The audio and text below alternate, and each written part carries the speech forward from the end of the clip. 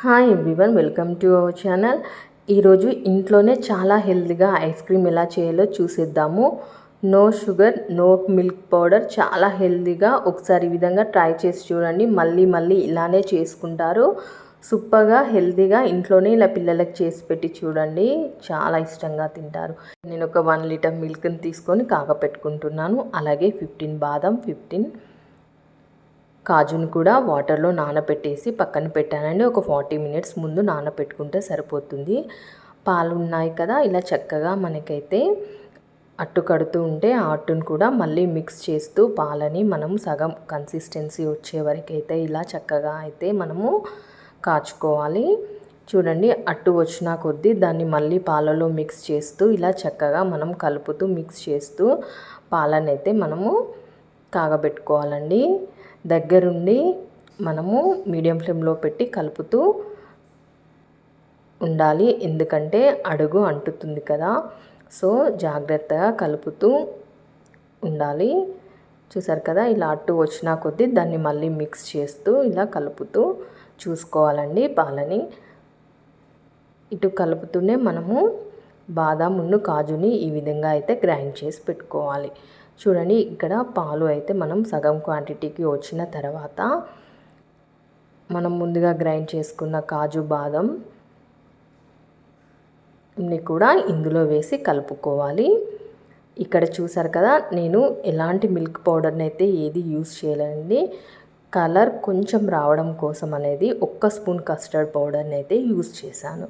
అది కేవలం కలర్ కోసమే అండి. కస్టర్డ్ పౌడర్ని కూడా వేసేసుకొని ఇలా కలుపుకోవాలి. చూసారు కదా, కొద్దిగా కలర్ చేంజ్ అనేది మనకు తెలుస్తుంది. చూడండి, ఈ విధంగా వచ్చే వరకు కలుపుతూ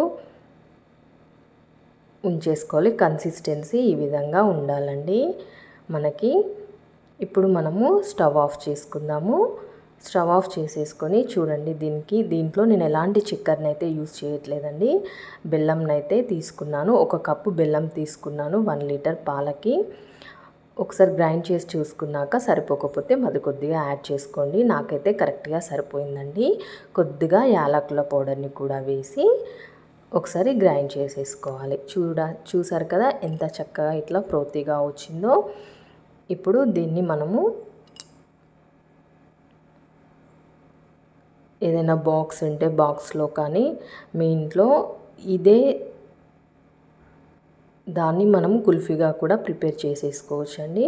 ఒకవేళ కుల్ఫీ మౌల్స్ ఉంటే అందులో వేసుకోవచ్చు, లేదా చిన్న గ్లాసెస్లో కూడా వేసుకోవచ్చు, లేదా అంటే ఇలా చిన్న డబ్బాలు ఉంటే డబ్బాలలో కూడా వేసుకోవచ్చు. నా దగ్గర ఇలా అయితే కుండవి ఉన్నాయండి, నేను అందులో వేసేసుకుంటున్నాను. అలాగే ఒక కప్లో కూడా వేసేసుకొని ఇలా పైనుండి డ్రై ఫ్రూట్స్ని అయితే వేసేసుకుంటున్నాను. సన్నగా తరిగిన డ్రై ఫ్రూట్స్ని, water melon seeds, pumpkin seeds, అలాగే కాజు బాదం, మీకు ఏవి ఇష్టమైతే అవి చక్కగా ఇలా అయితే పైనుండి వేసేసుకోవచ్చు.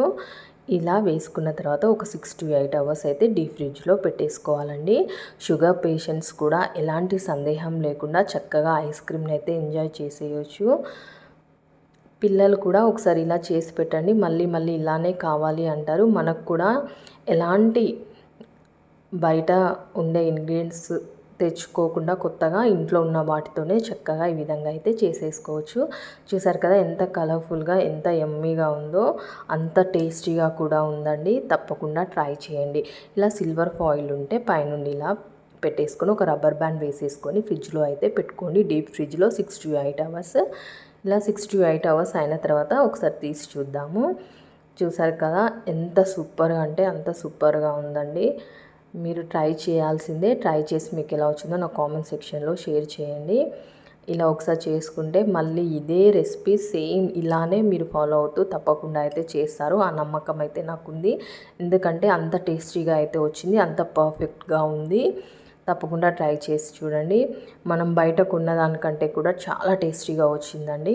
ఇలా ఇంట్లోనే చాలా హెల్తీగా మనం ఐస్ క్రీమ్ని అయితే ప్రిపేర్ చేసేసుకొని తినేసేయచ్చు. పిల్లలు కూడా చాలా చక్కగా తింటారు, అంత సూపర్గా ఉంటుంది. ఇప్పుడు ఒకసారి చూద్దాం. చూసారు కదా ఆ కన్సిస్టెన్సీ అదంతా చక్కగా మనం బయట ఉన్న ఐస్ క్రీమ్ లాగానే ఉంది కదండి. సూపర్ అంటే సూపర్గా ఉంది. ఇప్పుడు నెక్స్ట్ ఒకసారి టేస్ట్ చూస్తాను మీకోసం. చాలా అంటే చాలా యమ్మీగా వచ్చిందండి. ఇంగ్రీడియంట్స్ అన్నీ కరెక్ట్గా సరిపోయాయి. కరెక్ట్ కొలత అనేది టేస్ట్ అనేది అయితే కరెక్ట్గా వచ్చింది. ఇప్పుడు ఈ బౌల్లో ఉన్నది కూడా మనం ఒకసారి తీసి చూద్దాము. చూడండి ఎంత పర్ఫెక్ట్గా వచ్చిందో. ఇప్పుడు మనకు కావాల్సినంత సైజులో అయితే ఇలా కాట్లు పెట్టేసుకొని సర్వింగ్ బౌల్లోకి తీసేసుకొని తినేసేయడమే అండి. ఇక్కడ మనము మిల్క్ పౌడర్ ఇది యూస్ చేయలేదు. ఇంట్లో ఉన్న డ్రై ఫ్రూట్స్ కాజు బాదంతో ఎంతో టేస్టీగా అయితే మనం ఐస్ క్రీమ్ని అయితే ప్రిపేర్ చేసేసుకోవచ్చు. చూసారు కదా, సర్వింగ్ బౌల్లోకి తీసుకొని చక్కగా ఎంజాయ్ చేసేయచ్చు. ఇంటికి గెస్ట్ వచ్చినప్పుడు కూడా ఒకసారి ఈ విధంగా ట్రై చేసి పెట్టండి. అసలు మిమ్మల్ని పొగడకుండా ఉండరు, అంత అద్భుతంగా ఉంటుంది టేస్ట్. చూడండి ఎంత సూపర్గా వచ్చిందో. కన్సిస్టెన్సీ చూసారు కదా, సేమ్ బయట ఐస్ క్రీమ్ లాగానే ఉంటుంది. ఇంట్లో కూడా మనం ఎంతో హెల్తీగా చాలా చక్కగా చేసేసుకోవచ్చు. మరి లేట్ చేయకుండా మీరు ట్రై చేయండి. మీకు ఎలా వచ్చిందో నా కామెంట్ సెక్షన్లో షేర్ చేయండి. నా రెసిపీ మీకు నచ్చిందని అనుకుంటున్నాను. నచ్చితే తప్పకుండా లైక్ చేసి సబ్స్క్రైబ్ చేయండి. అలాగే మరిన్ని టేస్టీ అండ్ హెల్తీ రెసిపీస్ కోసం తప్పకుండా నా ఛానల్ని ఫాలో అవ్వండి. నా వీడియో నచ్చితే మీ ఫ్రెండ్స్ అండ్ రిలేటివ్స్కి షేర్ చేయండి. నా ఛానల్ని సబ్స్క్రైబ్ చేయండి. Thank you for watching.